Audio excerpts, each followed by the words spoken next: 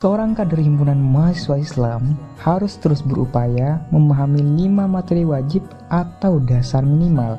Salah satu materi wajib itu adalah materi konstitusi HMI. Dalam audio day kali ini akan membahas mengenai pengertian, lalu ruang lingkup konstitusi itu kemana aja sih? Oke, sebelumnya, halo teman-teman, kembali lagi bersama Aziz di sini di segmen audio day.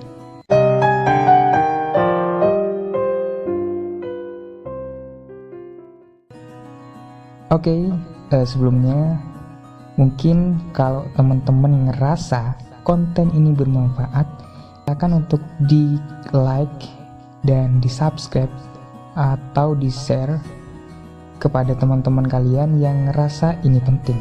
Dan jika teman-teman ngerasa ini kurang baik dan kurang begitu bermanfaat, maka dislike aja gak apa, oke? Oke, lanjut. Konstitusi merupakan istilah yang terdapat dalam ilmu hukum atau ilmu tentang aturan. Nah, karena konstitusi itu sendiri merupakan hukum, hanya saja konstitusi lebih identik dengan negara atau aturan dasar negara. Selain itu, istilah Undang-Undang Dasar atau UUD juga sangat dekat dengan konstitusi karena sama-sama menjadi dasar negara. Ada dua sudut pandang dari ahli yang berbeda terkait konstitusi atau UUD. Ada yang memposisikan konstitusi itu sama dengan UUD, ada juga yang membedakan keduanya. Nah, berikut pendapat beberapa ahli tentang pengertian konstitusi dan UUD atau Undang-Undang Dasar. Nah, berikut adalah beberapa perbedaan dari pendapat tokoh, yaitu yang pertama adalah Apeldoorn. Itu membedakan istilah konstitusi dan UUD. Menurutnya, konstitusi adalah peraturan dasar yang mencakup peraturan tertulis dan yang tidak tertulis. Sedangkan UUD adalah aturan dasar tertulis yang merupakan bagian dari konstitusi. Sri Sumantri berpendapat bahwa konstitusi dan UUD memiliki arti yang sama sebagai dasar negara. Pengertian dari Sri Sumantri sama seperti yang berlaku di Indonesia, karena UUD 45 Indonesia itu disebut sebagai konstitusi negara. Sementara itu, selain Apeldoorn dan Sumantri, ada juga pendapat yaitu dari Lassalle.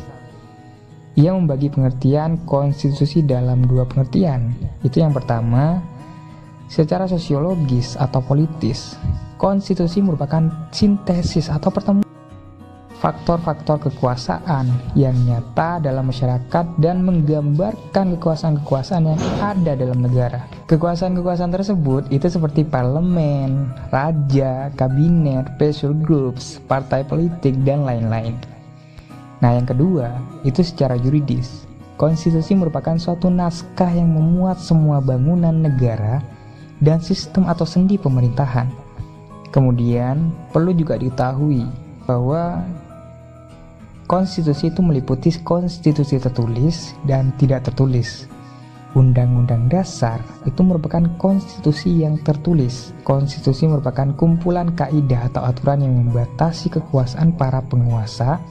Konstitusi merupakan dokumen tentang pembagian tugas sekaligus petugasnya dari suatu sistem politik, suatu deskripsi tentang lembaga-lembaga negara, dan suatu deskripsi tentang HAM.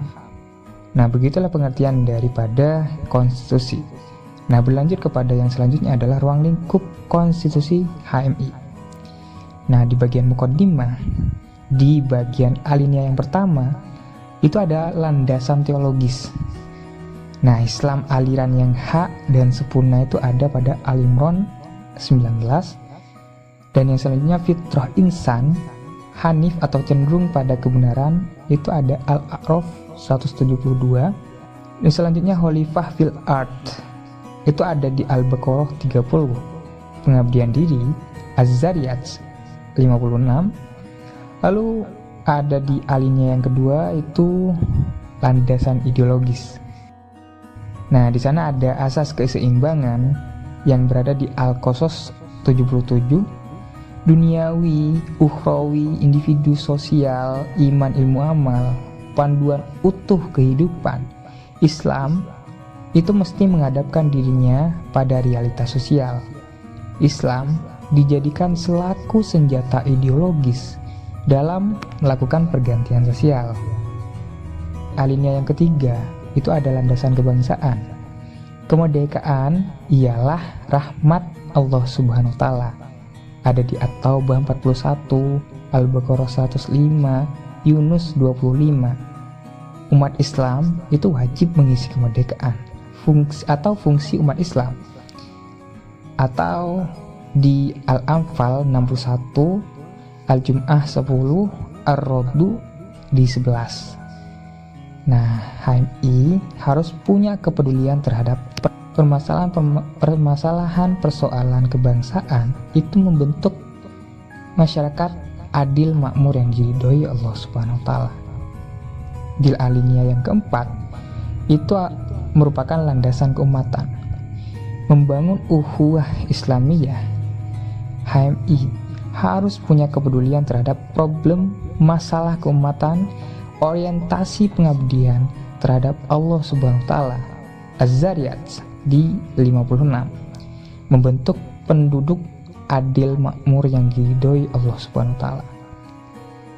Nah, di alinea yang kelima, landasan kemahasiswaan.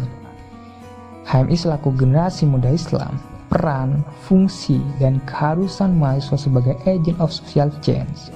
Tanggung jawab mahasiswa terhadap lingkungannya, sesama insan, umat muslim, dan bangsa Indonesia secara umum. HMI punya peluang yang besar untuk mampu melaksanakan perubahan sosial ke arah yang lebih baik, mewujudkan masyarakat adil, sejahtera, yang diridhoi Allah Subhanahu wa taala. Adapun alinea yang keenam, landasan keorganisasian. Nah, potensi mahasiswa itu haruslah diorganisir sehingga menjadi kekuatan yang besar yang mampu melakukan pergantian sosial. Perjuangan organisasiran peluang besar mahasiswa dalam HMI.